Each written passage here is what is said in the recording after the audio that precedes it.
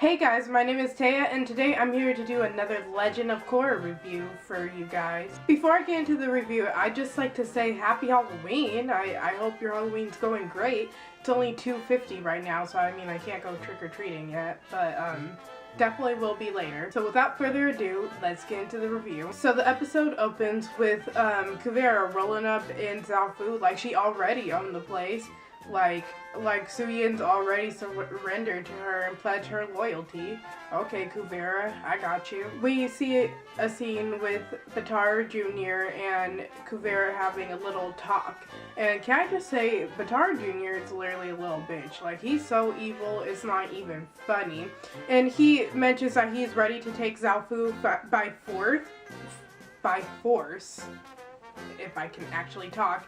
And even Kuvera is smart enough to know that you can't take they can't take Zaofu by force because the rest of the world is watching her every move now that she's made like a point to overthrow the prince. So Batar Jr. isn't really thinking logically. He's like power hungry or something, or I don't know what's wrong with him, but no, Batar Jr., you need to stop. The scene with Milo and Korra talking was literally like the fans talking to Korra, because it opens with Milo being like, oh, woohoo, Avatar fighting again, and like, Korra's like, oh no, we should probably just talk to Kuvera. And here's what Milo says. Why did we go through all that trouble to save you if you're not going to beat someone up? Like, literally that's the fans talking, I feel like. I feel like that's directly said from a fan's mouth. We see that the spirit vines are being used for an energy source, which is something I predicted in my last Korra review. Or not my last one. Whichever... Was it my last one? In my episode 3 review, I believe, I predicted that the spirit vines would be used as an energy source, which I was right, but can we talk about how that purple beam that came from the vines looked like the energy that was being bended from the Dark Avatar, aka Vatu and Unalak? Is that her uncle's name? Yeah. That looked a lot like Dark Avatar magic, or not magic, energy, and that scares me. I feel like that's going to be used to try to end the Avatar once and for all. Notice I said try. You can't do that. Then there is the part where Julie was falling off the train and Varric pulls her up and they have a little moment, and Varric, oh my god, Varric is my favorite. Literally, Julie's just like, oh Varric, you saved me, and Varric's just like, of course I did. Who else would clean this up? Literally, Varric for the win. After that, Kuvera shows her true colors to Varric and threatens to throw him off the train because he didn't want to continue his work on the spirit energy vine thing. And like, Kuvera's just all types of evil. It's ridiculous. The Asami and Hiroshi scene almost made me cry. Like, I teared up.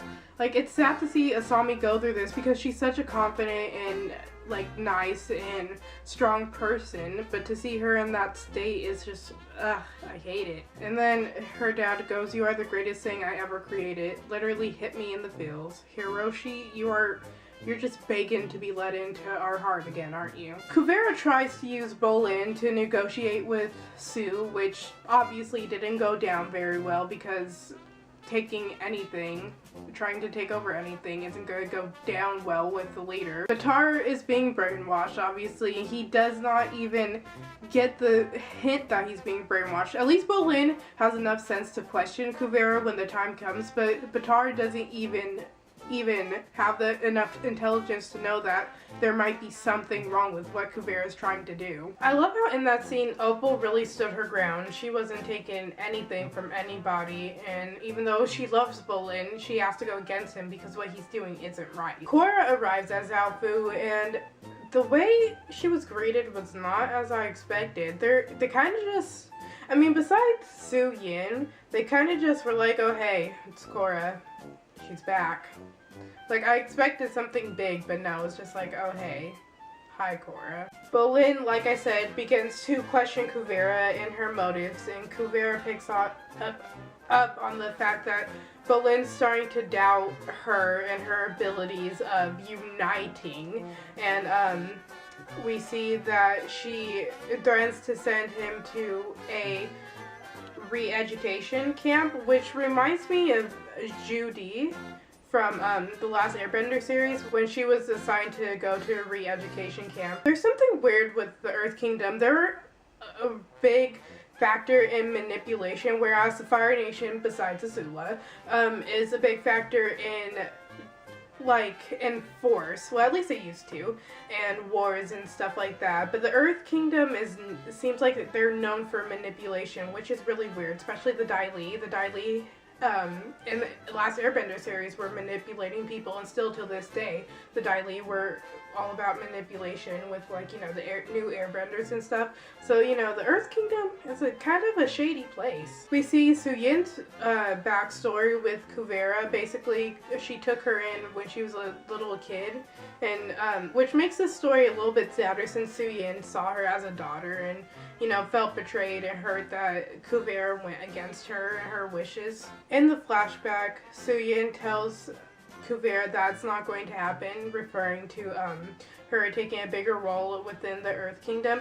And when I watched that, I was kind of like, oh no, because remember when Kuvera was like, but I always get what I want.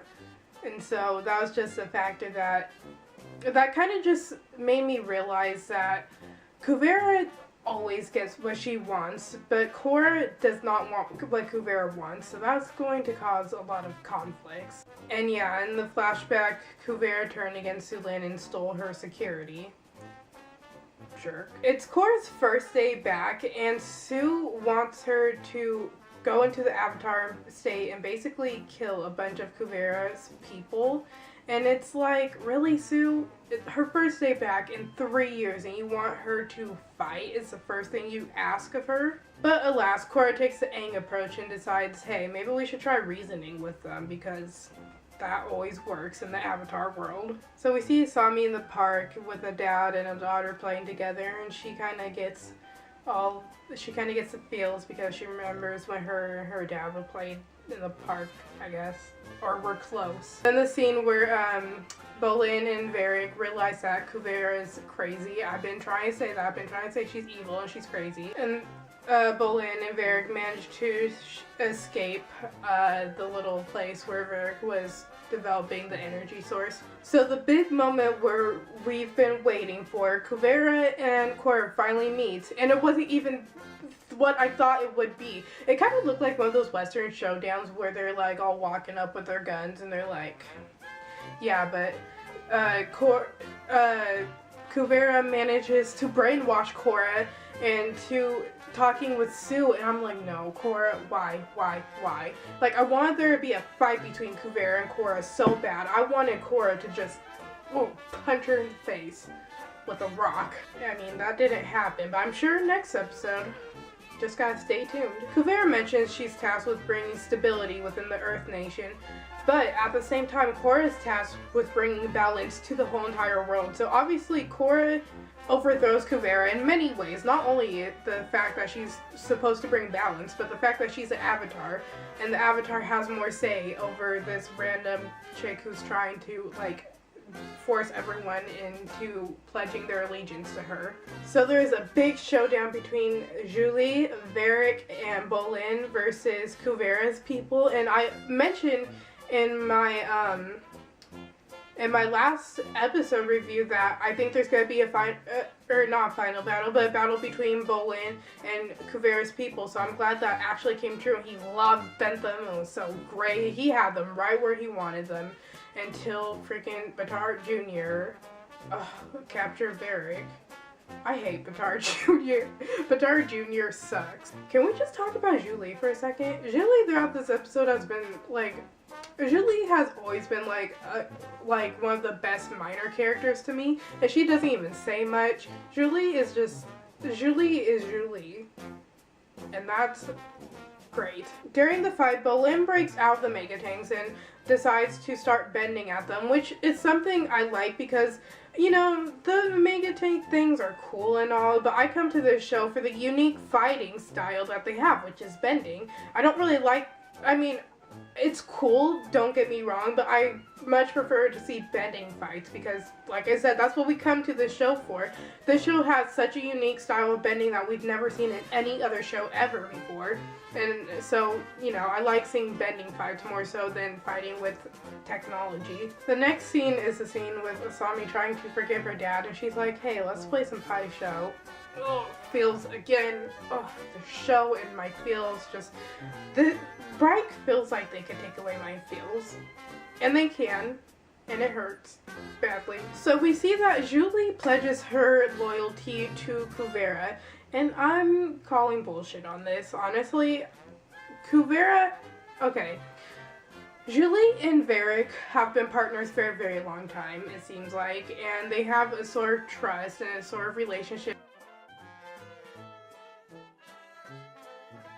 So we're left with another cliffhanger. Sue took her sons to try and stop Kuvera, basically, and that is where the episode left off. And I didn't know the episode was going to leave off there. I thought it was going to continue, but it didn't. Okay, so thoughts for this episode. It was a great episode. Like, the episodes just get better and better and better. Like, I feel like it's all leading up to the last episode, which is going to be the Supreme, hopefully. And, ooh, just, it's getting so good. So, predictions for next episode. I predict Korra, Kuvera, showdown. Gonna fight, gonna beat that. Bolin is, I think Bolin's going to escape. I hope he escapes. I'm pretty sure. By the end of the episode, I would think they're going to be on their way back to Republic City. Either that or the beginning of episode 7. But we'll see about that. Also, again, Julie, awesome character. She's the character of the episode to me. Yeah, I'd give that episode like a 4.5 out of 5. It was just 4.5 out of 5. So yeah, that is it for this video. If you enjoyed, make sure to subscribe, like, and comment. Also, again, happy Halloween. I hope it's going good. I hope it's going good. Be sure to check out the links down below to my YouNow, Tumblr, and Twitter, especially Tumblr, because I blog about this show on the 24/7. So, don't want to miss that. And other than that, I will see you later, alligator.